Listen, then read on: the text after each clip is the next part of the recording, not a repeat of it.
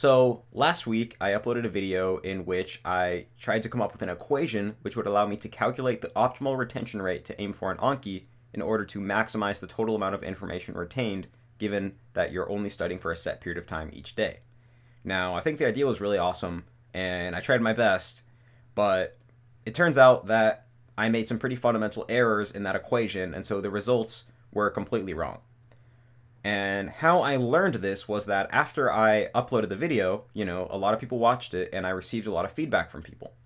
And someone sent me an article from the SuperMemo website that explains basically something that I was misunderstanding and misinterpreting, and that if you take that into account, then that's totally changes the equation. And the other thing that happened is someone made a simulator, an Anki simulator, in order to basically test out my findings and also be able to play with it a little bit and tinker with it a little bit. And playing with that, I realized that not only was my equation completely off, but after tinkering with it for a little bit, I was able to find out exactly what I messed up in my equation that caused that discrepancy between reality and what my equation said should happen. And so it really sucks that I had to spend so much time trying to come up with that equation and so much time just making that video, and that I wasted so many people's time, making them watch that video that turned out to be totally wrong. But now I have the actual answer, and I would only have this answer because of the last video, right? Because otherwise I wouldn't have came into contact with that SuperMemo article, and one of my patrons wouldn't have made the simulator that allowed me to figure out what I was doing wrong and then eventually calculate the true optimal retention rate. So in this video, I'm going to be explaining all the things that I got wrong and exactly why I'm wrong about them. And so, here we go. So in my equation, I assumed that your retention rate in Anki was an accurate depiction of what percentage of your total, cards in your deck are contained inside of your head at any given time. So if you have 100 cards in your deck total, and you have an average retention rate of 90%, well then at any given time, you probably have 90 cards worth of knowledge inside of your head. That was the assumption that I was making. But through reading this SuperMemo page that someone sent me, I realized that this is actually not the case.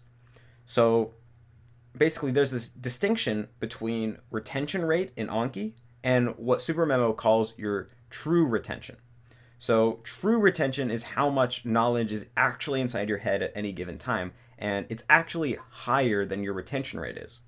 And this is because basically, if you, let's say, reviewed a card today and you got it right, you didn't have any trouble answering that card. So then Anki gives it an interval of 1 month. And at the end of the month, it comes up and then you failed it. So that means, you didn't know that card. But basically, you didn't fail that card immediately after you got it right a month earlier, right? You got it right a month earlier, and then sometime in between that next day or something, and then the 30 days later, it was forgotten, sometime in between there. And you can actually calculate the likelihood of it being forgotten at any given point because, we have the forgetting curve, and which is basically an equation that tells us the likelihood of things being forgotten over time.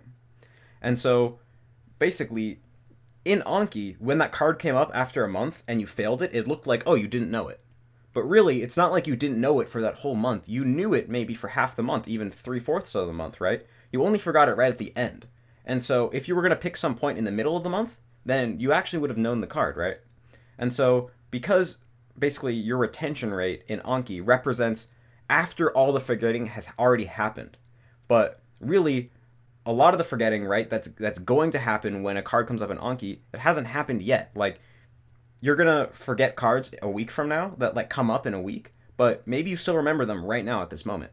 And so, the true retention is actually higher than your retention rate in Anki, and SuperMemo actually gives a formula to calculate what the true retention is given your retention rate in Anki, because it's correlated, basically, using that a derivative from that logarithmic function that is the forgetting curve. So when you take this into account, what the true retention is, and you plug that into my old equation, you get that the optimal retention rate is about 50%, which is obviously way too low and unrealistic. And so that was already the first sign that there was something majorly wrong with my equation. Okay, so now let's go take a look at that simulator that one of my patrons created in order to take a look at the other things that I was getting wrong. Okay, so here we have the simulation. So It's pretty straightforward. First, you have your deck size, and the simulation is going to continue on until you run out of cards. So you choose how many new cards a day, and then your total deck size. So this is more like duration of the simulation. Then extra simulation days. So even after you run out of cards, if you want to see how your reps are going to go down when you stop adding new cards, and you just continue to review your old cards, you can add days on to the end with this. Then your retention rate, and then you can change the interval modifier setting, how many new cards you do a day, the new interval of lapses. Basically, you want whether or not you want to use the red pill setup, because if you're using the Anki red pill setup, then when you fail, the ease factor of your cards don't change. But if you're using vanilla Anki, then when you fail a card, the ease factor gets decreased by 20%, and the intervals are going to go more slowly after that. So if you want to replicate vanilla Anki, then you can check this box here. And then how many reviews worth is a single new card. So in my video, I assumed it was 3. Average repetition for failed cards. So this is 2, meaning that a card shows up. That's the first review. You fail it. Shows up again after a minute. You click good. It's normally 2. And then it's the idea of the death point, basically, that me and my friend Yoga Pants came up with, which is basically the idea of creating an add-on that will automatically delete cards whose intervals go after a certain date. So if you make this above 0, it will take that into account. Okay, so let's see what happens when you turn your retention rate to 100%. So let's just see what happens. What would happen to your number of reviews over time if you hypothetically never forgot anything? And I'm actually going to make this 100,000 just so we have a really long time scale. So here in the blue, we have the number of reviews we have each day. And we see that it never evens out. It just continues to increase over time. Now, the speed at which it increases does slow down over time, but it never just completely evens out. So basically, the longer you use Anki in terms of years, the more reps you're going to have per day, even if you're only adding the same number of cards each day. It never just evens out at a certain point. And so this contradicts an assumption that I made in my video where I try to make my equation, because I assumed that the number of reviews you have every day was just going to be, basically 7 times the number of new cards you add a day, and that was always going to be consistent. Now, I guess, it was a fairly accurate assumption, given that starting from about a year and a half into using Anki all the way down to, multiple years in, you will have about 70 reviews a day. I mean, given that you never fail, it'll actually be more if, you have lapses and things like that. But really, if you're gonna only talking about using Anki for like a year or less, or you're talking about using Anki over the course of many years, then that number 7 is going to change. It's going to be either, less or more. And so I guess I realized it's a faulty assumption to assume that the number of reviews you have a day is just going to be a function of a certain number, when really it completely depends on your time scale. Okay, so there's one more error that I think I made in my equation, and this turns out to be the most fundamental mistake. So again, hypothetically, let's assume that we have a retention rate of 100%, so we're never even forgetting. And we have a deck that has 5,000 cards in it. We simulate this, we see that if you just look at the second half, because it gets more stable over time, we have, on average, 60 reviews per day.